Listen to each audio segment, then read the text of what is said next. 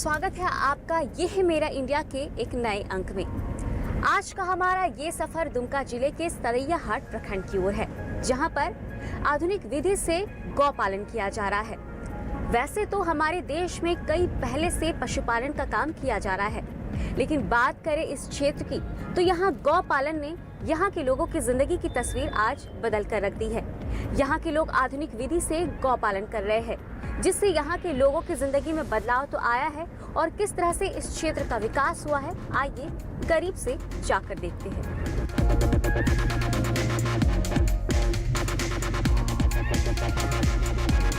झारखंड को छोटानागपुर के नाम से भी जाना जाता है। इस पठार के नाम में नागपुर शायद यहाँ पर प्राचीन काल में राज करने वाले नागवंशी राजाओं से लिया गया है।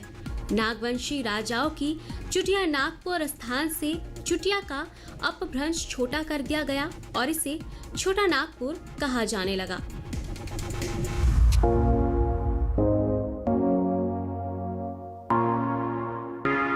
रांची से निकलते समय हमें मिलता है टैगोर हिल। टैगोर हिल को मोराबादी हिल के नाम से भी जाना जाता है। ये एक पर्यटक स्थल है, जहां पर हमेशा ही पर्यटकों का जमावड़ा देखने को मिलता है। हम आपको ये बताते चले कि प्रसिद्ध नोबेल पुरस्कार विजेता रविंद्रनाथ टैगोर के नाम से जानी जाने वाली ये पहाड़ी लगभग 300 फीट ऊंची है। इस पहाड़ी का इतिहास टैगोर परिवार से जुड़ा हुआ है।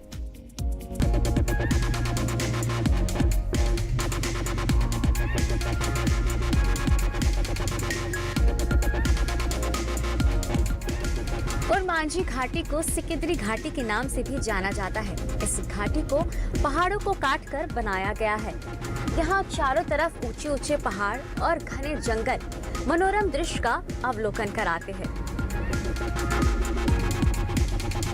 और मांझी से गोला जाने के रास्ते में स्थित इस घाटी के चारों तरफ जंगल होने के कारण हाथियों के झुंड को भी देखा जा सकता है। इसी कारण यहाँ जगह जगह पर हाथियों से सावधान रहने के लिए झारखंड सरकार की तरफ से बोर्ड भी लगाया गया है।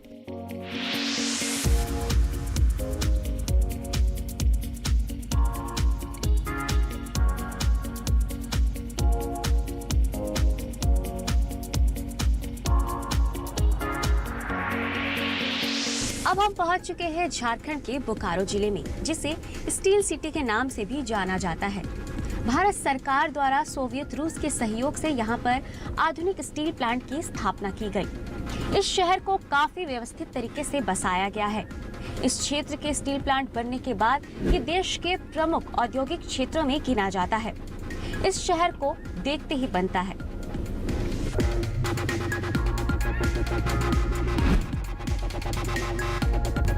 झारखंड के सबसे बड़े धार्मिक स्थल देवघर से ठीक 40 किलोमीटर की दूरी पर शिव भक्तों का दूसरा धार्मिक केंद्र बिंदु है बासुकीनाथ। यहाँ की मान्यता है कि देवघर में पूजन करने के बाद अगर यहाँ पूजन ना किया जाए तो वो अधूरा रह जाता है। बासुकीनाथ देवघर दुमका मुख्य मार्ग पर है। आमतौर पर कांवरिये सुल्तानगंज की गंगा से 2 पात्रों में जल लाते हैं। एक पात्र का जल बैजनाथ धाम में चढ़ाया जाता है, जबकि दूसरे पात्र से बासुकीनाथ में भगवान नागेश को जलाभिषेक करते हैं। यहाँ मंदिर परिसर में विभिन्न देवी देवताओं के 22 मंदिर हैं।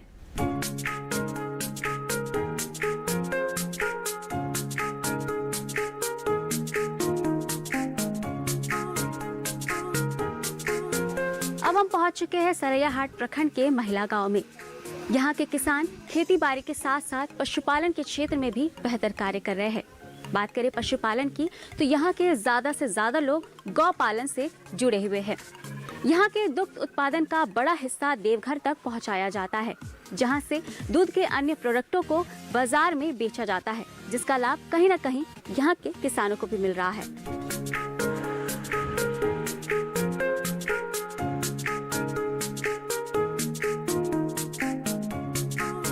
भारत एक कृषि प्रधान देश है, जहां लगभग 65% जनसंख्या कृषि एवं उनसे संबंधित व्यवसाय से जुड़े हैं। संथाल परगना के 10 जिलों में से एक दुमका जिला भी आज पशुपालन व्यवसाय में लोगों के आय का मुख्य जरिया बना हुआ है। दुमका की लगभग 45% आबादी अनुसूचित जनजाति की श्रेणी में आते हैं और भौगोलिक दृष्टिकोण से देखा जाए तो यहाँ की भूमि काफी ऊपरी एवं मध्यम है, जो वर्षा आधारित खेती होने के कारण अनुपयोगी एवं काफी कठिनाईदायक है।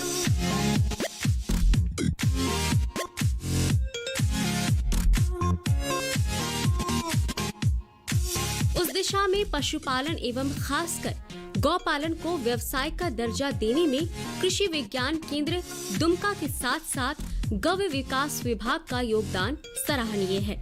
यहाँ सरैयाहाट के मंडल डीह पंचायत एवं सरैयाहाट प्रखंड के आसपास के लोगों को समूह में जोड़कर दूध उत्पादन कर आर्थिक वृद्धि करने में महत्वपूर्ण भूमिका निभाई है।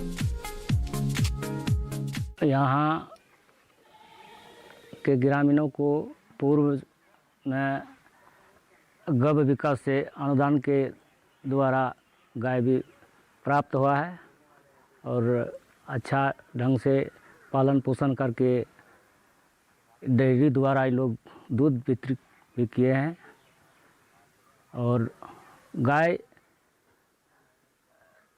गरीबों को रखने से एक बहुत बड़ा गरीबों को लाभ होता है। गाय दूध भी देती है, गोबर भी देती है। गोबर से खेत खलिहान में हम लोग देते हैं तो उससे ज़्यादा उपज भी होता है, किसानों को लाभ होता है।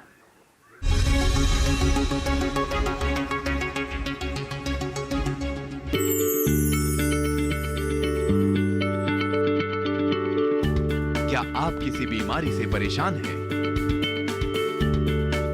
चाहते हैं डॉक्टर की सलाह?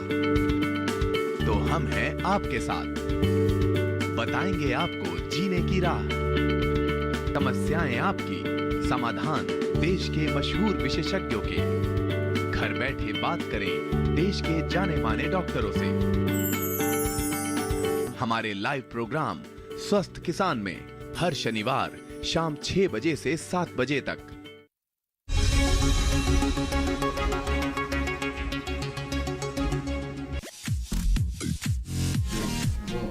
इसी क्रम में सरैयाहाट प्रखंड के चिलरा, महिला, सरवाधाम, केंदवा, महतोपड़ी, वैधक, ढामाटाड़ एवं जरमुंडी के खसिया एवं कन्याजवा गांव प्रमुख है।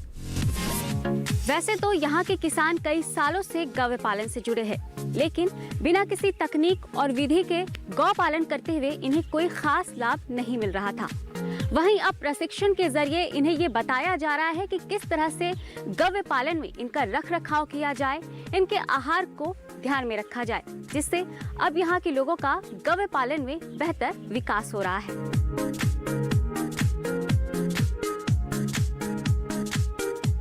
पहले हम लोग देसी गाय रखते थे। देसी गाय मतलब छोटा गाय जैसे होता है, छोटा गाय रखते थे, भैंस भी रखते थे। उसके बाद सर धीरे धीरे हम लोग को मतलब दूध बाज़ार मार्केट में बेचते थे। सरयार बाज़ार में ले जाके दूध बेचते थे सर, अपने से खुद ही अपने से बाज़ार में ले जाते। 2 किलो 3 किलो तो दूध होता था, बेचते थे। उसके बाद सर धीरे धीरे गाँव में मतलब कि सुने गौ विकास का योजना चलना चालू हुआ, सुने। तो उसके बाद हम लोग को ट्रेनिंग मिला दुमका के VK में डॉक्टर संजय कुमार के थ्रू। उसके बाद हम लोग सर गाय लिए, गौ विकास से गाय लेने के बाद जर्सी गाय लिए। जर्सी गाय लेने के बाद हम लोग का दूध पहले 2 किलो, उसके बाद हम लोग को 4 जर्सी गाय लेने के बाद घर में लाए, मतलब खाना पीना से ढंग मतलब अच्छा से खिला रखे, मतलब खिलाना स्टार्ट किए। उसके बाद हम लोग को 10 से मतलब 15 से 20 लीटर दूध होने लगा हम लोग के पास। उसके बाद कुछ मार्केट में नहीं बिकने के कारण मतलब ले जाते थे मार्केट में, दूध नहीं बिकना।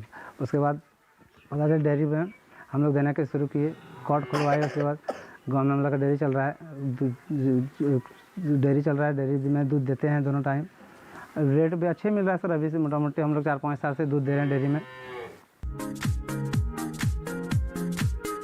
अजोला के प्रयोग करने से न केवल दुग्ध उत्पादन बढ़ा, बल्कि दुग्ध में वसा एवं छेना का प्रतिशत भी बढ़ा, जिससे उनकी प्रति किलो दूध का दर भी बढ़ा है।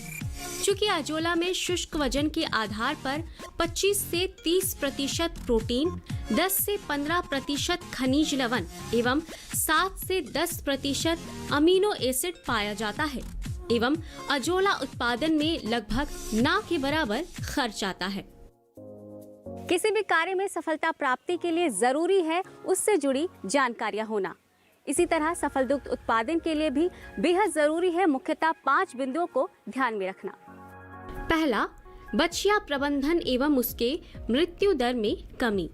हमारे जो बछड़ों जो जन्म लेते हैं उसमें काफ़ी मृत्यु दर पाई जाती है, तो कैसे हम इस जो बछिया जो अचानक मर जाते हैं या बिना समय मर जाते हैं तो इसको कैसे हम रोक सकें।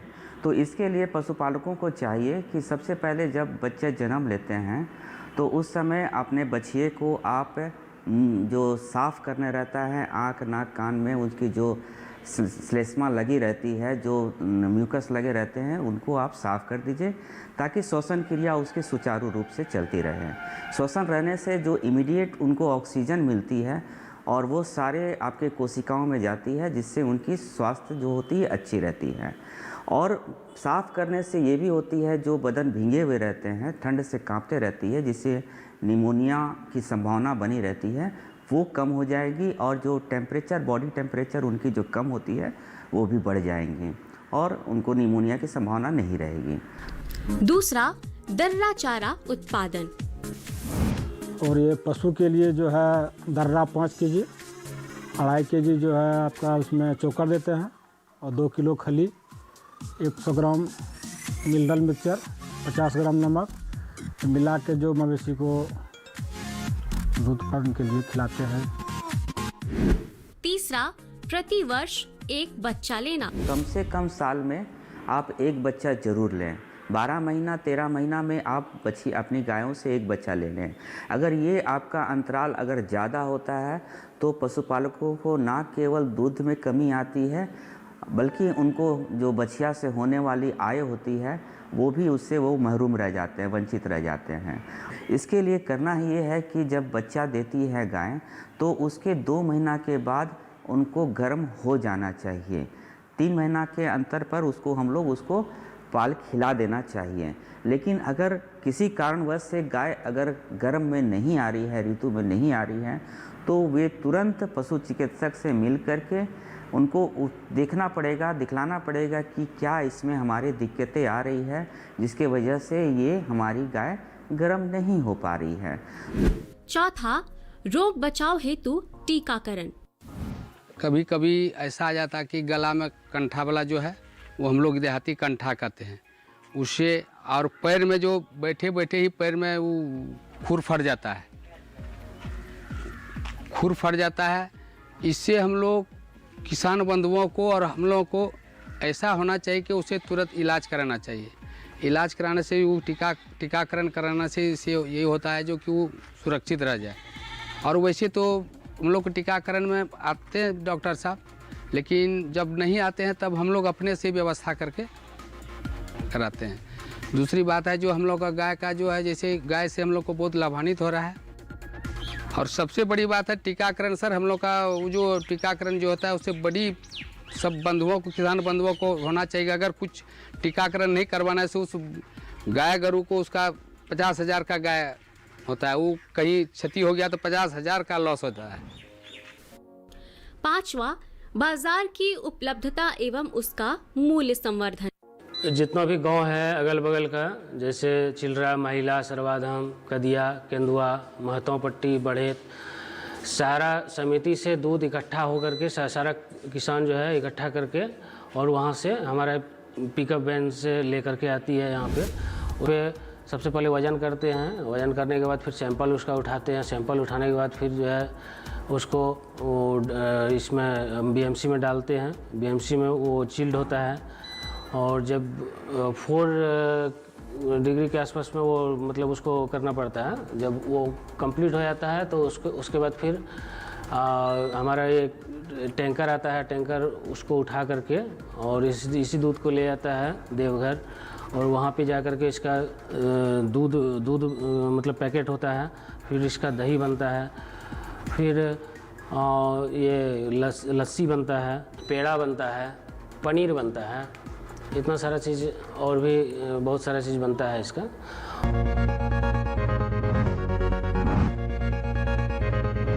कृषि विज्ञान केंद्र दुमका में इन्हीं 5 लक्ष्यों को निर्धारित कर इन्हें प्राप्त करने के लिए विभिन्न उपायों की जानकारी दी जाती है। साथ ही खरीफ और रबी फसल में किस तरह से हरा चारा उत्पादन को मौसम चक्र के अनुरूप उपजाया जाए, इसकी भी जानकारी दी जाती है। इसी प्रकार रबी मौसम के लिए बरसीम एवं लूसन एवं गैर दलहनी फसलों के लिए राई एवं सरसों खिलाने के लिए प्रेरित किया गया है।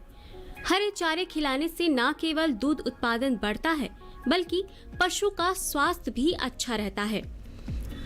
हरा चारा खिलाने से प्रजनन संबंधी विकार भी नहीं रहता। गाय समय पर गर्भ पर आते रहती हैं और गर्भ में पल रहे बच्चे का स्वास्थ्य भी अच्छा रहता है एवं पैदाइशी वजन भी अच्छा होता है।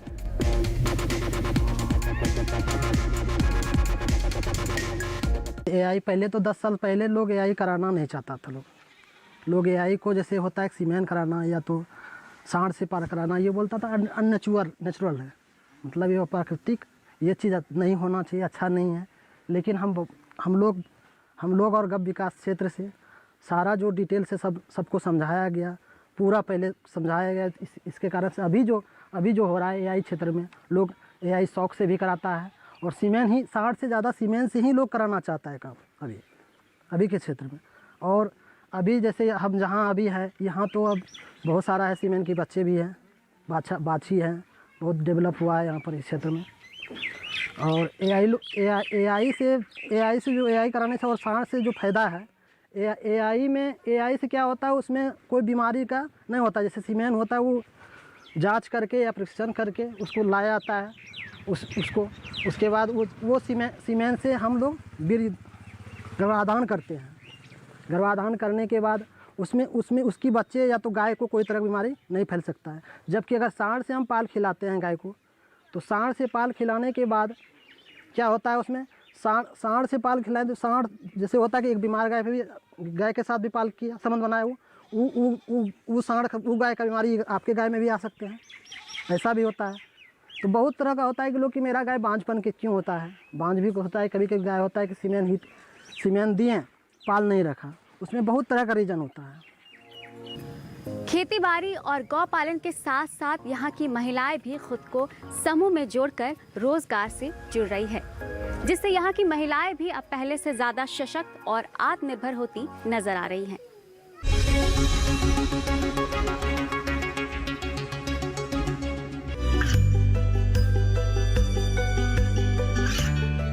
गांवों और पिछड़े क्षेत्रों में सरकारी योजनाओं की जानकारी पहुंचा। देश में कौशल और क्षमता विकास कर ग्रामीणों को सामाजिक बदलाव और विकास से जोड़ने की दूरदर्शन किसान की पहल चौपाल चर्चा देखें सोमवार से शुक्रवार सुबह 9 बजे।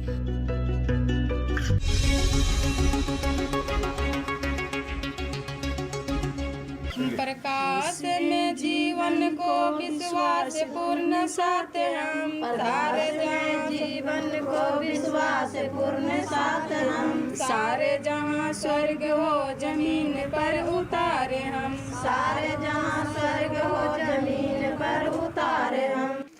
मेरा जब बच्चा छोटा था उस समय मेरा वो एकदम पारिवारिक स्थिति बहुत दयनीय था। 1 पौवा दूध हमको खरीद के बच्चा को पिलाना पड़ता था। मेरा पति कमा के लाता था, उसी में से 1 पौवा खरीद के पिलाना पड़ता था। तब हम लोग 10 महिला मिल के 10 टकवा ग्रुप चलाए, उससे 10 टका हफ्ता में जमा करते थे।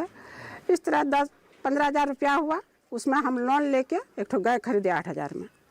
वो गाय 1.5 गुना 3 केजी दूध देता था। तो बाजार बिकने के लिए लेते थे। जिस दिन बिक जाता था उस दिन तो बहुत अच्छा परिवार के लिए रोजी रोटी चलता था, और जिस दिन बाजार में दूध नहीं बिकता था उस दिन एकदम दयनीय स्थिति हो जाता था। उस दिन परिवार में क्या खाएगा उसका भी असरा नहीं रहता था, वही दूध पिला के दिन काटना पड़ता था। कुछ दिन बाद ऐसे चलते रहे। 6 महीना बीतने के बाद हमारे गांव के एक ठो अबेकांत यादव डेयरी वाला से बात करके डेयरी खोलाया। तब तो अच्छा हुआ कि डेयरी में दूध देने लगे। दूध देने लगे 10 दिन में ख़त्म पैसा आने लगा। तो 10 दिन का राशन एक ही दिन ले आते थे, गाय का भी और अपना भी। इससे थोड़ा हम लोग को सहूलियत मिला। इसके बाद फिर एक ठो उससे कुछ पैसा संगार के दूसरा गाय खरीदे। इस तरह 2 ठो गाय हो गया। एक गाय को खिलाते थे, एक गाय को अपना भोजन बनाते थे और कुछ पैसा भी रखता था और अपना भी दूध खाते थे। खान पान में सुधार लाने के लिए यूरिया मिश्रित पुआल और सांद्र दाने को बनाने की तरकीब बताई जाती है। किसान आज भी अपने सांद्र दाने अपने आसपास में उपलब्ध बाजार जैसे मकई, खनिज लवण, अनाज के टूटे दाने, दाल के टूटे दाने, नमक, खल्ली, चोकर आदि मिलाकर सस्ता एवं अच्छा दाना बना रहे हैं। कुछ दिन 2 साल बीतने के बाद तो मुख्यमंत्री का योजना खोला था, हमारा बीपीएल परिवार को फ्री गाय मिलेगा 2 ठो। इसमें हम लोग आवेदन दिए। आवेदन देने के बाद 2-4 महीना के बाद हम लोग को गबी ऑफिस से बोला कि तुम लोग का ट्रेनिंग होगा, उसके बाद गाय मिलेगा। तो वहाँ हम लोग ट्रेनिंग करने गए। सप्ताह भर का ट्रेनिंग हुआ। उसमें बताया, एक ठो डॉक्टर संजय कुमार था और 2-3 मैंने क्लास बैग एक दिन में 4 ठो ट्रेनिंग का जाता था देने के लिए। तो ट्रेनिंग में हम लोग को सिखाया कि किस तरह खिलाएगा गाय को, किस तरह पिलाएगा, किस दवाई से क्या होगा, उसका बच्चा को किस तरह पालिएगा। इस तरह हम लोग सीख गए। और हमने गांव का और महिला गया था हमारे साथ में, 10-15 महिला, और अगल बगल पंचायत का भी महिला गया था। मतलब हम लोग के जब ट्रेनिंग हो रहा था उसमें 100-400 महिला ट्रेनिंग ले रही थी। सब कुछ सीख गई। आने के बाद हमने गाँव में अभी प्राय 25 की 50 गाय मिला है बीपीएल परिवार से। और डायरी भी हमारे गांव में है, विकांत यादव के घर। सब डायरी में दूध देते हैं और 1 महीना में 3 बार पैसा आता है। 5 तारीख, 15 तारीख और 25 तारीख खत्म पैसा आता है। और हम लोग के नाम से कोड है, पैसा भी हम लोग छुड़ाते हैं और बड़ी आमदनी भी अच्छा होता है और मेरा परिवार भी आज खुशहाल है।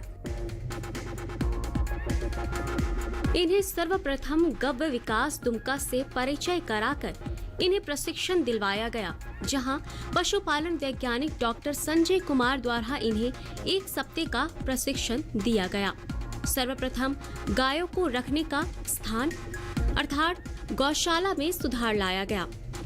मुख्यतः गौपालक गायों को खुले शेड में रखते थे, जिससे कि अपने पशुओं को ठंड, गर्मी एवं प्रतिकूल मौसम से बचाव करने में असमर्थ थे।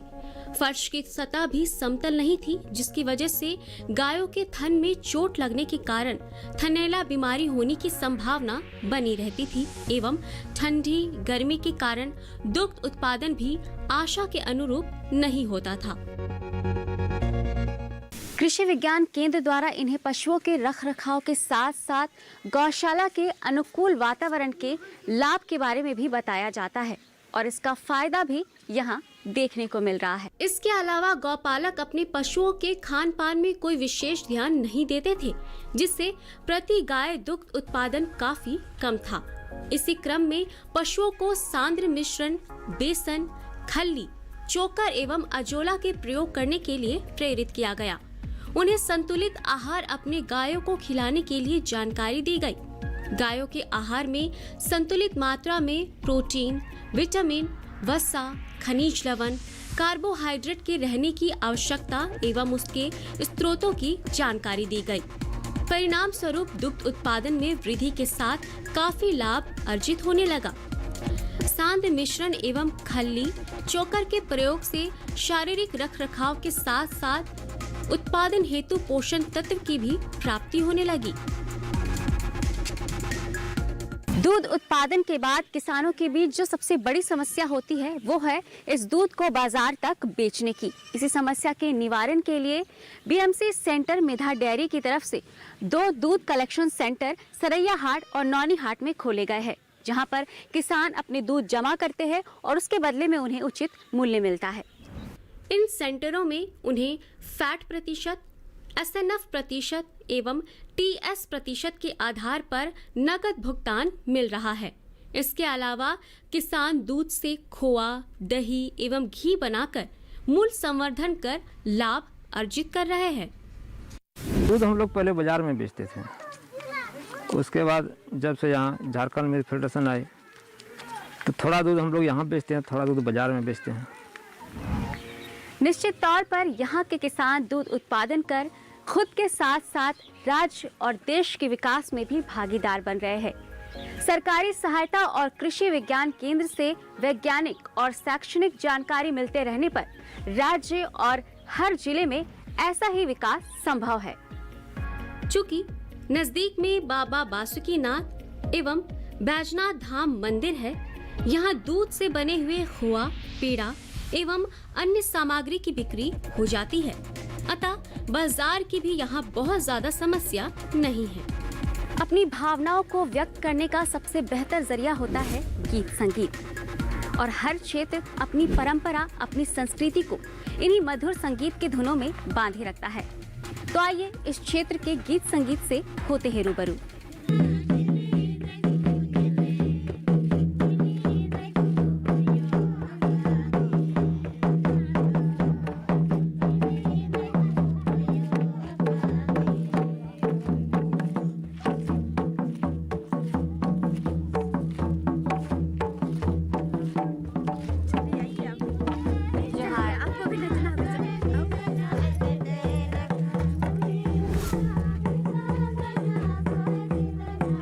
इस क्षेत्र में आकर हमने देखा कि किस तरह से यहाँ के लोग खेतीबाड़ी के साथ साथ गौ पालन से जुड़े हैं, और इस कार्य को करते हुए इनकी जिंदगी में काफी विकास और सकारात्मक बदलाव आया है। इनकी जिंदगी में ये बदलाव और खुशहाली लेकर आए, इसी शुभकामना के साथ मुझे दीजिए इजाजत। नमस्कार।